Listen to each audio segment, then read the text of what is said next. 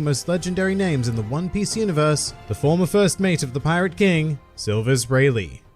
Silver's Rayleigh is an elderly yet absurdly stacked man who first appeared in the series all the way back in chapter 19 during a flashback of Buggy the Clown. And despite appearing very shouty here, in his older age, Rayleigh is actually incredibly laid back and fun-loving in general, although he is certainly not without his serious side when it comes to business. And when engaging in this side, Rayleigh becomes a presence of profound authority, the likes of which could only be equated to Whitebeard, Garp, or any other living legend from the days of the former Pirate King. However, Rayleigh certainly wasn't always the worldly man he is today, and his long journey began when he was a criminal who had stolen a ship to live on due to his house burning down, when one day he was approached by a young man by the name of Roger, who insisted that their meeting was fate, and invited Rayleigh to join his crew. Of course, Rayleigh, just as most Straw Hats did with Luffy, refused at first, but this would be the beginning of one of the most powerful bonds of Rayleigh's entire life, as the two would proceed to, in Roger's own words, turn the world upside down. And while most of the details of their journey are still shrouded in mystery at the time of this recording, Rayleigh became Roger's closest friend, and traveled with him throughout the Grand Line and the New World, as their pirate crew grew and grew, recruiting many other names that would go on to become incredibly infamous, such as Copacabana, Kozuki Oden, and even a young, red-haired Shanks. Eventually, Roger would be struck with an incurable illness, prompting Rayleigh and the Roger Pirates to make one final journey throughout the Grand Line, which culminated in the discovery of Raftel and Roger being crowned the Pirate King. After this, the Roger Pirates were secretly disbanded, and Roger turned himself over to the Marines to be executed. And rather than watch the end of his friend, Rayleigh instead decided to honor Roger with a drink as he passed on, laughing, crying, and drinking in equal measure in mourning as well as celebration of Roger's life. Following this, Rayleigh more or less retired from piracy, although he still maintained a presence in the world, becoming acquaintances with a young Hatchan who actually saved Rayleigh from a shipwreck, as well as helping to protect the Gorgon sisters, including future Warlord of the Sea, Boa Hancock, after their escape from slavery. And speaking of slavery, Rayleigh developed a rather curious habit over the years of selling himself into slavery in order to repay his gambling debts, by getting caught, sold, and then proceeding to rob his new and wealthy master. Of course, Rayleigh never had anything to worry about in these situations because over his career he had developed a very particular set of skills that assisted with his various journeys across the Grand Line and made him the world-renowned Dark King Rayleigh. For example, his sheer strength was said by Shaki to be roughly 100 times that of pre-time skip Luffy or any of the supernovas. And look, we probably should not take that as a wildly scientific measurement, but at the same time his power is respected by the hero of the Marines, Monkey D. Garp, who warned his men not to confront Rayleigh under any circumstances. Furthermore, Rayleigh is a master of all three types of Haki, including the ever-rare Conqueror's Haki. And not only that, but he has demonstrated highly advanced usage in subtypings of all three of them. For example, he is able to hone in on individual targets with Conqueror's Haki, as well as emit his armament Haki without a medium, and extend his observation Haki to be able to sense living things over an entire island. And to top everything off, Rayleigh is also an exceedingly powerful swordsman, capable of wielding a wide variety of blades, and also capable of infusing armament Haki within them to fight at truly terrifying levels of potential, although Rayleigh himself claims that his skills within the world of swordplay have degraded over the years. But combat is not the only trade Rayleigh would pick up over the years, as he would also become an adept mechanic and even an expert in the art of coating vessels, which is a requirement for underwater travel to locations such as Fishman Island. And oddly enough, of all of the things we've heard about Rayleigh so far, it is his coating abilities that would lead to his encounter with the Straw Hats, as they sought out a coating mechanic on Sabadi Archipelago. And in Luffy, Rayleigh saw a striking resemblance to Roger, agreeing not only to coat their ship, the Thousand Sunny, but also fighting on their behalf when Marine Admiral Kizaru was sent to capture them, which is yet another testament to Rayleigh's sheer strength, just so you know, because he was able to casually hold his own against an admiral and everything. Not only that, but following the Paramount War, Rayleigh offered to train Luffy in the ways of Haki, spending a year and a half introducing Luffy to the basic concepts and helping him evolve his abilities as much as possible, but imparting the valuable knowledge that true development in the realm of Haki will only occur in fierce battle. And after Luffy and the Straw Hats returned to Sabadi following the 2-year time skip, Rayleigh saw his student off, as Luffy renewed his promise to become the Pirate King, bringing a tear to Rayleigh's eyes.